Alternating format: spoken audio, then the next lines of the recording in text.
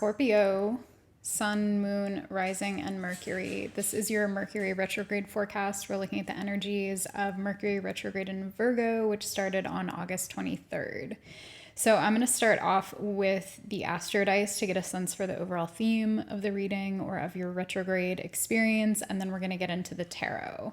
And be sure to watch the readings for your other placements if you want a little bit more information. And if you want to book a personal reading, you can find the link in the description. Let's do it.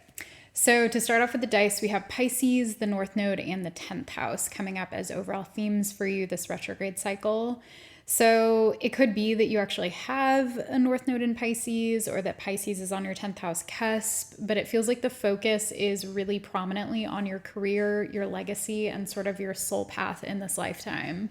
With Pisces, you may be a healer, you may be a reader yourself, you might be someone who dabbles in a lot of spiritual practices, or that might be part of the sort of work that you do in this world.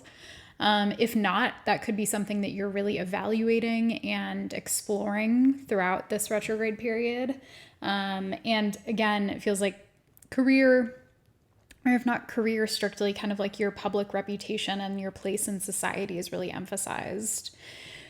In terms of the tarot, we have the Two of Wands, Magician in reverse, the Knight of Pentacles in reverse, and the Six of Wands. So what I'm seeing in terms of potentially events and predictions for this retrograde cycle, it looks like you are making plans, and you could have some degree of anxiety coming up around the solidity of those plans. It looks like there is some type of success or victory that's on the horizon for you throughout this retrograde cycle, but it feels like you have to encounter some roadblocks in order to get there, as is kind of the flavor of Mercury retrograde. It looks like these could be around communication. The Magician is connected to Mercury, and by proxy, it's connected to Virgo and Gemini, the two signs that Mercury rules. With the Knight of Pentacles, typically we're looking at Taurus energy, but it could really be any of the earth signs that are coming into focus here. And then the Six of Wands is a Leo card, and the Two of Wands is an Aries card. So there's a lot of fire, considerable amount of fire in your reading here. And we also have air, earth, and water. So we got it all. It could be that you are potentially interviewing for a new job or looking for a new job, and that's something that you will succeed in. It could be that you're having some type of victory in work or in your career. I'm also seeing the Nine of Cups, the Queen of Swords, the World, and the Ten of Pentacles. And so there is like a real sense of completion and potentially a type of graduation here. So maybe that's a literal graduation. Maybe that's more of a metaphorical graduation, like you're elevating into a new cycle. You've completed something and you're now ready to kind of move forward. But it feels like there is a lot of fulfillment that's coming through here. Like overall, this is a pretty lovely spread, considering Mercury retrograde can be a pretty difficult time for some people, for all of us in different ways. But with the Queen of Swords, it feels like there's an emphasis on truth. I'm also getting the sense that you could be really focused on sort of like energetic hygiene throughout Mercury retrograde and figuring out ways to cleanse, figuring out ways to make sort of clarity, calmness, serenity, and energetic hygiene a part of your ongoing daily or weekly practices.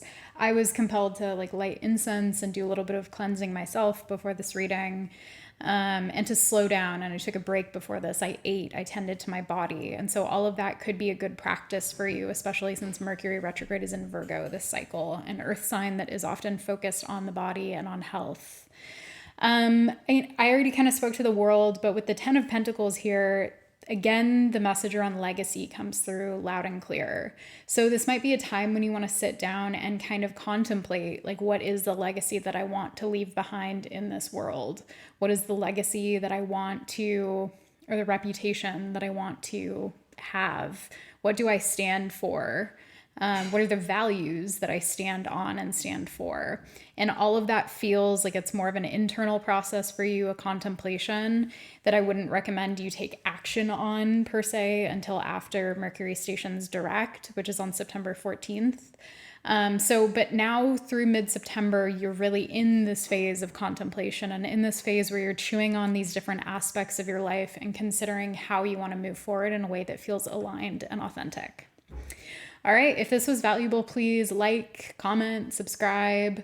And again, if you'd like to book a personal reading, you can find the link in the description box, and you can check my recent readings to see if your sun, moon, rising, and Mercury readings are live. Thanks, Scorpio. Take care. Bye.